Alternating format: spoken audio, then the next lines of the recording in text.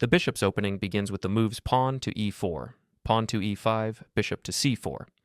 In most cases, your opponent will respond with knight to f6, naturally developing their knight and attacking your central pawn on e4.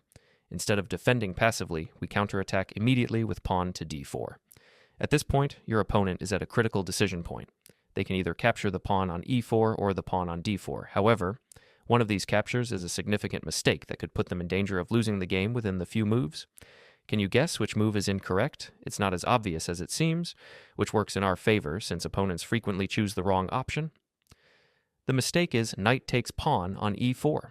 Why is this a blunder?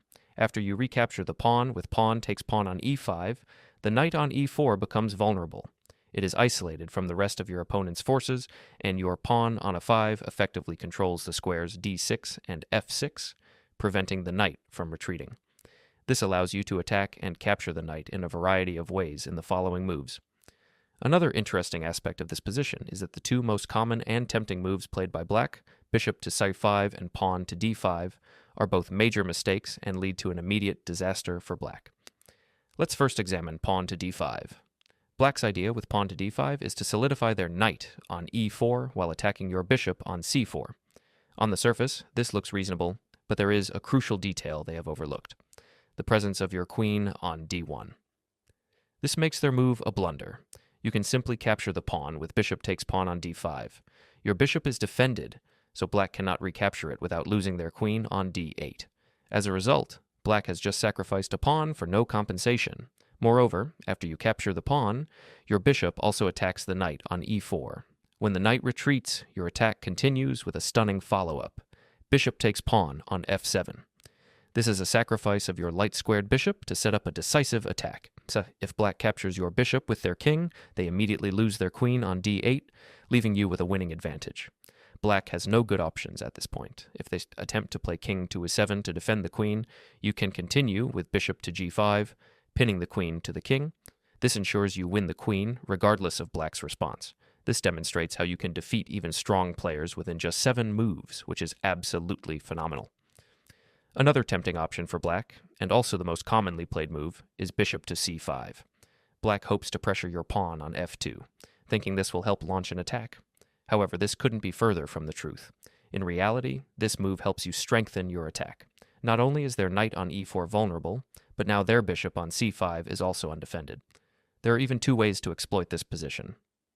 The most powerful move is queen to d5, which simultaneously threatens checkmate on f7 and attacks the bishop on c5. If black captures the pawn on f2 with bishop takes pawn on f2, you'll have to move your king. However, on the next move, you'll win one of their minor pieces and achieve a material advantage, putting you in a clearly winning position.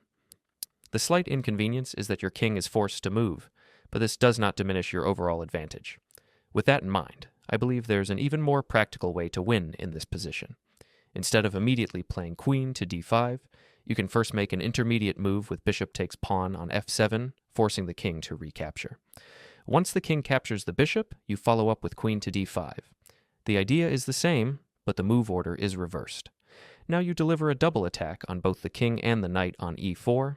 Since the king must move, you can then capture the knight with queen takes knight on e4, leaving you in a winning position. The beauty of the situation lies in its simplicity.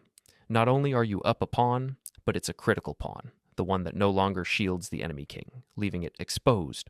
Even more importantly, the opponent's king has already moved, meaning it can no longer castle. It is now stuck in the center of the board, obstructing their development.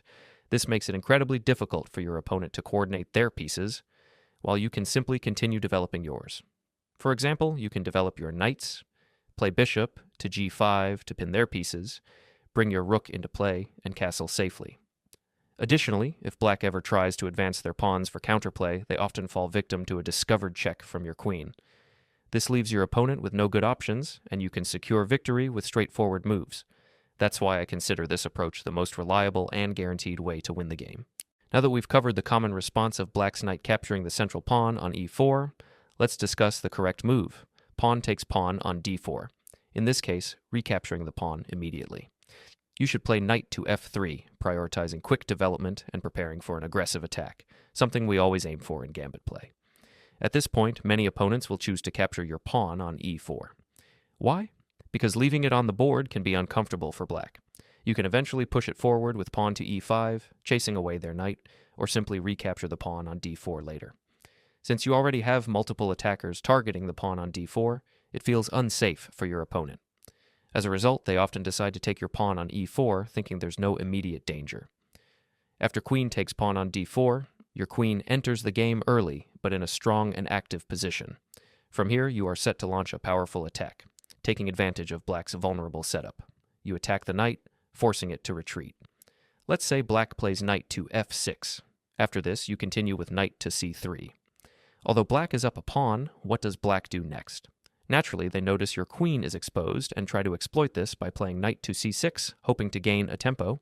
However, this doesn't bother us at all. Instead of losing momentum, you simply reposition your queen to the highly active square h4. From queen to h4, your queen exerts pressure along both the h-file and the diagonal, which will be especially effective once your opponent castles kingside, as we anticipate. This positioning makes your queen a long-term threat.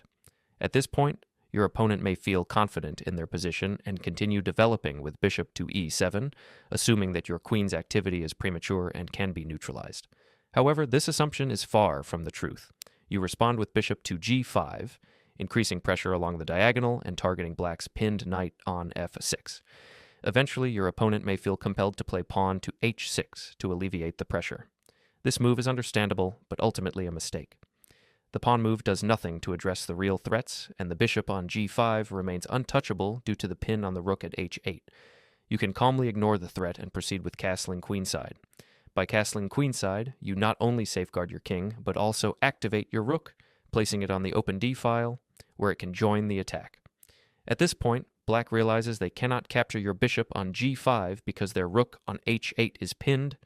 Instead, they aim to castle kingside, hoping to attack your bishop and force you to retreat or trade.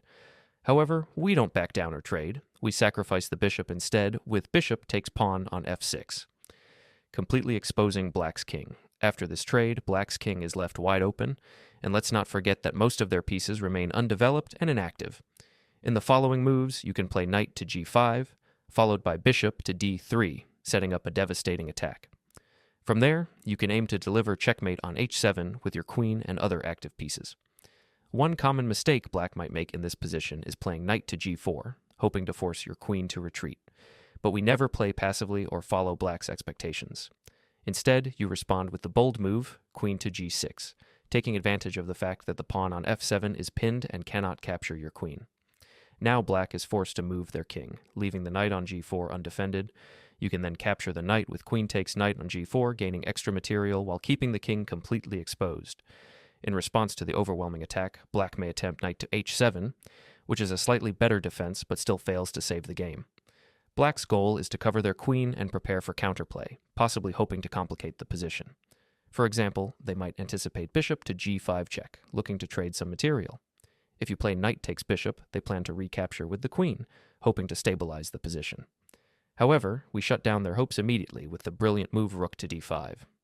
This move controls the critical square d5, preventing black's pieces from using it for counterplay. After rook to d5, black is essentially out of useful moves. If they play something like pawn to d6 to develop or gain space, you continue with the stunning move rook to h5. Suddenly, black's position becomes defenseless. On the next move, you deliver checkmate with either queen to h7 or queen to h8, sealing the game in a decisive and stylish manner. Thanks for watching.